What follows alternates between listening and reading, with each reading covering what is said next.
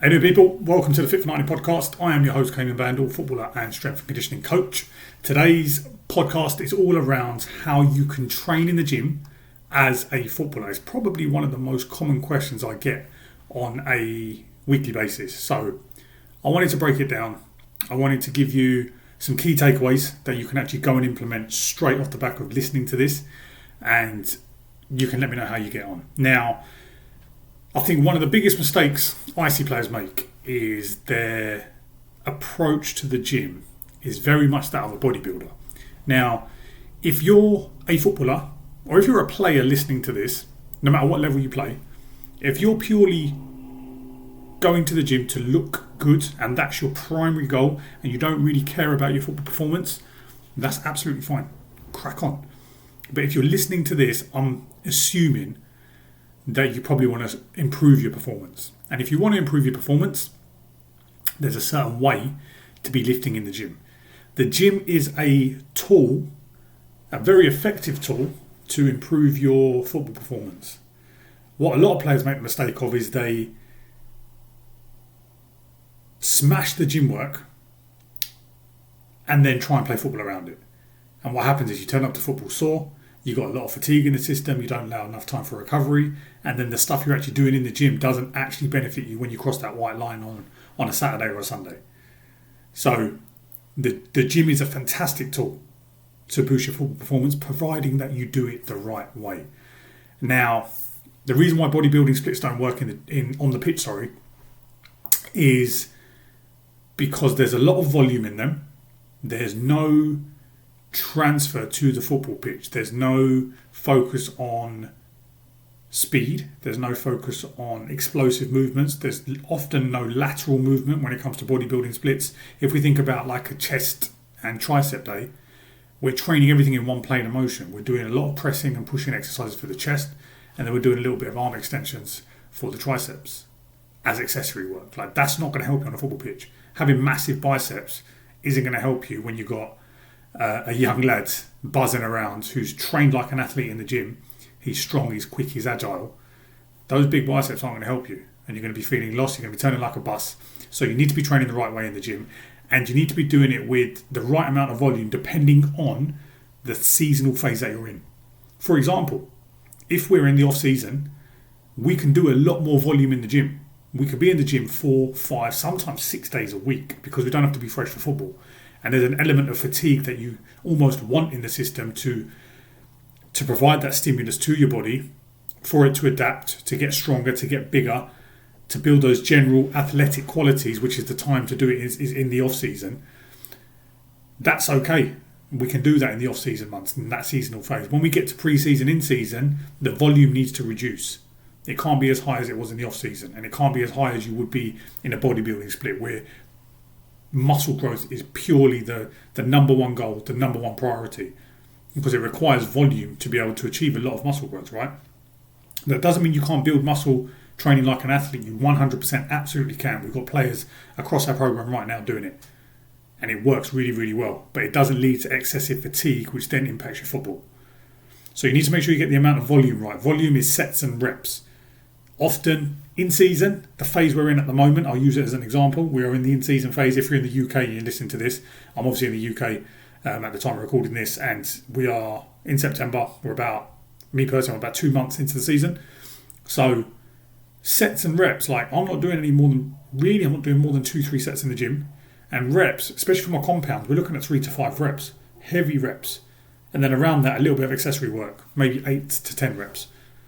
And that's where I'm looking at bringing up areas of the body which might be susceptible to injuries or might not be worked as much when you're playing football, or they might need to maintain the strength endurance in those areas. For example, the calves, the feet, maybe a little bit of work for the shoulders.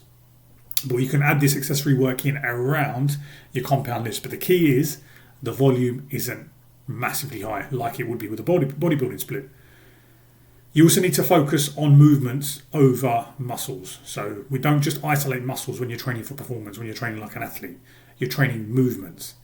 And this will carry over to sprinting, this will carry over to tackling, this will carry over to changing direction. So what are the core movement patterns? This kind of brings me to my next point. They often fall into around, I would say, probably around 5 to 6 categories, right? So we've got squats. Okay, we've got the squat pattern. That is a really important movement pattern. We've got the hinge pattern. We've got an upper body pushing pattern. We've got a pulling pattern. We've got a core, or like a rotational, anti-rotational pattern, which is directly related to the core. When we say core, we're talking about the torso, not just the abs. The core is everything around the torso. And then we've got, I like to add in single leg work in there. I think that's really important for footballers.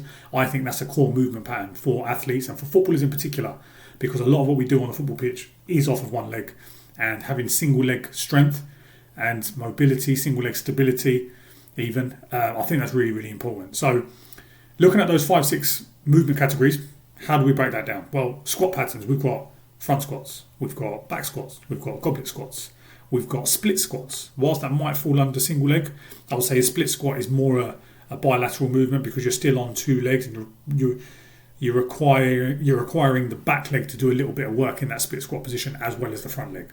That's great for building lower body strength, great for acceleration. It has a big carryover effect. When we look at the hinging pattern, we're looking at things like deadlifting. So more so stiff leg deadlifts. I really like a stiff leg deadlift because it targets the hamstrings more, the posterior chain. Things like hip thrusts, great for the glutes. Hip thrusts have a direct carryover to speed and acceleration. If you want something a bit more explosive, we look at things like kettlebell swings, a bit of explosive hip power. And this has a knock-on effect on your posterior chain, which is your glutes and your hamstrings, your lower back, which then benefits sprint power. So now you can see how these certain movement patterns we're breaking down, how it translates to the pitch. Squats are great for jumping, for landing, for robustness, improving jump height. We've got hinge patterns, which are great for developing your sprint power. We've then got push patterns. So this is where we bring the upper body into it. So bench pressing, dumbbell bench pressing, single arm presses, press ups, weighted press ups. Great for upper body strength. Good for aerial duels, could be able to kind of push opponents off, and you need a bit of upper body strength. A lot of players think you just need to focus on lower body, but upper body strength is really important. It is something I probably neglected a lot myself in my earlier years, because I thought it's all about the legs and the core. But actually, as I developed some more upper body strength, number one, I could sprint faster because my arms and everything was more explosive, my core was more explosive, but also I was stronger in 50-50s, I was stronger on the ball, I was stronger in the air, I started winning more headers, and it was more so down to my upper body. I always had good jumping ability, but my upper body was pretty weak. So when I plugged that gap, I started to win more headers. And it might sound like you at the moment, if you're generally quite strong in the lower body, or if you've got good jump height but you're still losing headers, it's probably because you need to build out your upper body a little bit more. So you might need a bit more strength in the shoulders, in the back, in the chest. So push patterns are really important. We've then got pull patterns. So chin ups, rows. They're like the big two for me. I absolutely love them. Single arm rows, fantastic. Any type of pull up or chin up variation is brilliant. This improves your posture. As a knock-on effect, it can impact your sprint mechanics, benefit your sprint mechanics. Also, again, for holding players off, jumping for headers, 50-50s, you're going to be stronger in those duels and in those tackles because you've got a little bit of upper body strength, both front and back of the body. And it's also good for the shoulders as well, in terms of if you've got shoulder issues or any kind of, if you just want to keep your shoulder health in a good place, pulling patterns are really important just to improve that posture. We then go into core and anti-rotation or rotational movements. So an example could be pull-off presses. We're looking at things like dead bugs. We're looking at loaded carries. Farmer carries are absolutely brilliant. I love them to work the core. There's a massive carryover effect to the football pitch when you do loaded carries. This is going to give you stability on the ball. It's going to give you stability when you're changing direction. It's going to help you when you go into a 50-50 with a player and you need that anti-rotation or that ability to contract the core instantaneously. If you train that in the gym, it will have a direct carryover effect to the pitch. And then we've got the single leg work, which I was speaking about. I think exercises like step-ups, lunges, ref elevated split squats, Bulgarian split squats, they're also known as. These are brilliant, not just for your single leg strength, not just for sprint power and just boosting general lower body robustness, but I think from an injury prevention standpoint, I think they're really, really useful. I think if you can get strong on a single leg, I see it time and time again with myself and the players that I train, the stronger the player is on a single leg, generally they have a lower chance of injury, of soft tissue injury. And often we're not just talking about like a lunge or a step up, we're talking about a single leg deadlift even, or or a single leg hamstring curl. Like getting strong both front and back of the leg is really important. Also Copenhagen's throwing that in there as part of the under the single leg category. So adductor work is in there as well. The players that are really strong in those areas, in the single leg areas, generally they tend to get less injuries. So there's I would say success leaves clues. I think this is really important and something that a lot of players need to be training. So they're the big movement patterns. Now, how do we then train that in the gym? Well, the way that we do it in Fit for 90 is we take a full body approach and then we take a superset or a triset approach, because this is where you're going to be pairing opposite movement patterns that we've just discussed to reduce fatigue, but also going to develop your full body strength. It's going to develop your work capacity as well. So you're going to kill a lot of birds with one stone. It's a great way to train as an athlete, especially when you've got like football throughout the week. You've got a lot going on in your social life, in your work life, in your personal life. Who wants to be spending hours in the gym? We've literally just before this podcast, just before I start recording this, I've just built and finished building the upgraded system inside Fit for 90, which allows players to make incredible gains, get incredible results with just 3 sessions a week. And the way that they do that is using this system that I'm talking about, this framework that I'm talking about. So we're looking at full body splits. We're also looking at pairing exercises, either back to back or doing 3 exercises together. A superset or a triset is basically, superset is 2 exercises where you perform exercise A and then you go straight into exercise B and then you have your rest. A triset, tri being 3, is exactly the same as a superset. You've just got a third exercise in there. So you do exercise A, exercise B, exercise C with no rest. Once you've done all 3 exercises back to back, you then have your rest and then you go again for the prescribed number of sets that I might have given to. And this is what we're doing inside the program with the players. So what's an example of this? We could do a squat and a pulling exercise together. That's a really simple superset. If you want to make that a triset, you might add a core exercise to the end of it. So just an example, front squat, straight into chin-ups, straight into a kettlebell pull through, where you're in a plank position or a press-up position, you're pulling the kettlebell through. If you've seen that before, you'll know what I'm talking about. Great for your anti-rotational stability. So we've got a squat movement, we've got a upper body pulling movement in the chin-up, and then we've got a core movement. And each of those can be trained alone, in the sense that the squat doesn't impact the chin-up doesn't impact the core doesn't impact the chin-ups don't impact the squat.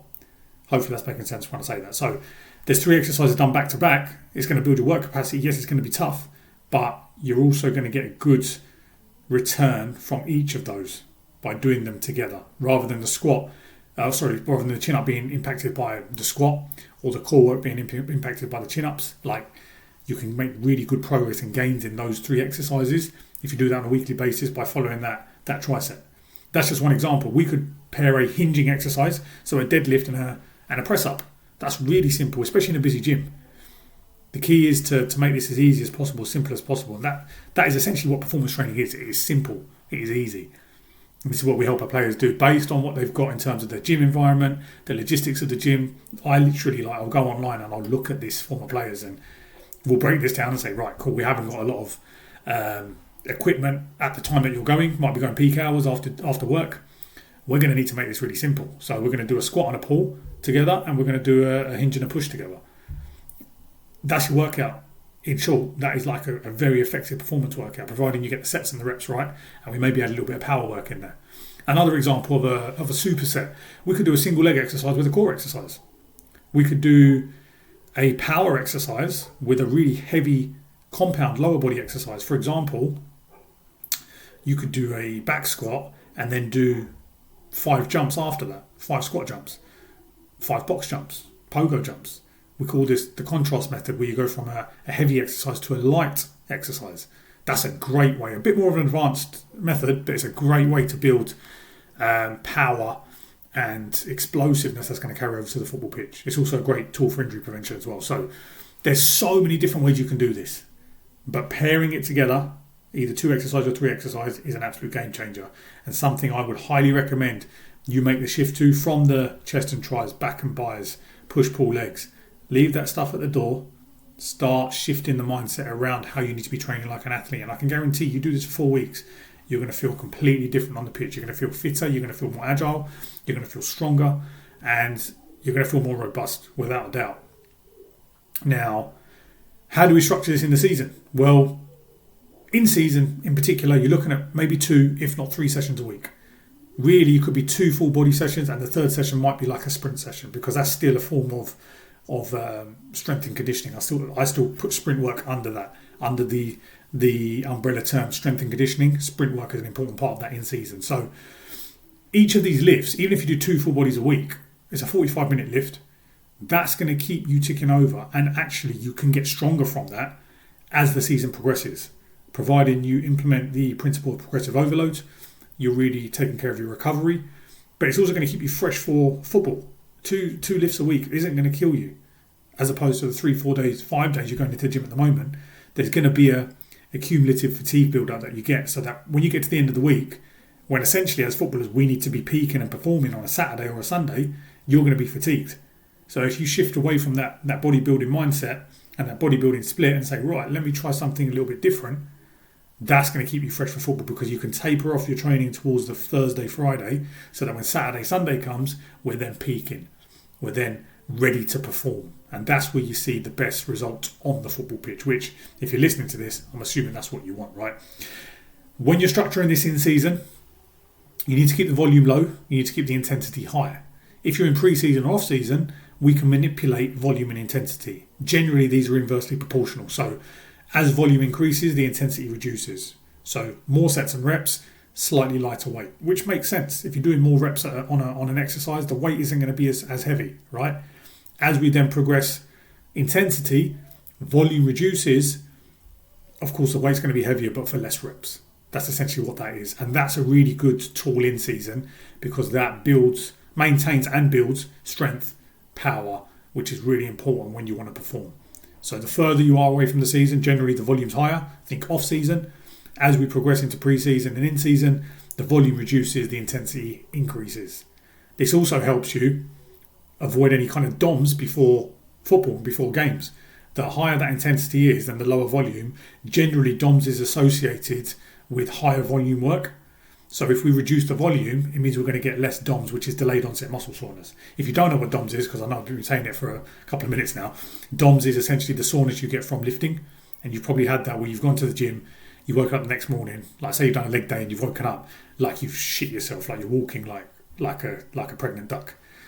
That's what DOMs is. Okay, we can reduce the effects of that by reducing the volume, but you want to keep the intensity relatively high.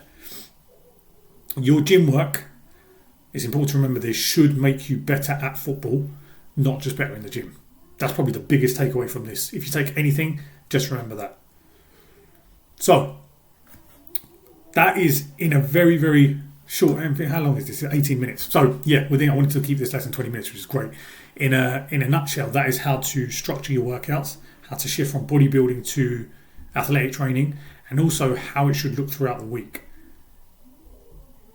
If you're spending more than 45 minutes in the gym, especially, even in season, off season, you're probably wasting your time beyond that 45-minute mark. And it's often with bodybuilding splits, you can be in the gym for like 70 minutes, an hour and a half. Some people, some of my mates, 2 hours in the gym lifting. I'm like, what are you doing in the gym? Like, you can get in and out in 45 minutes. Go and do other stuff you enjoy. Start training like an athlete. You'll perform better on the pitch. You'll also look good.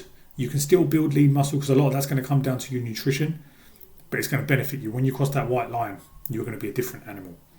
If you found this useful, please like, share and subscribe on whatever platform you're listening to this. The more players that can listen in on this, the more players I can help, and that's essentially my mission with this podcast, with the YouTube videos. I want to push it out to as many players as possible. Hope you have a good one. I'll see you next time.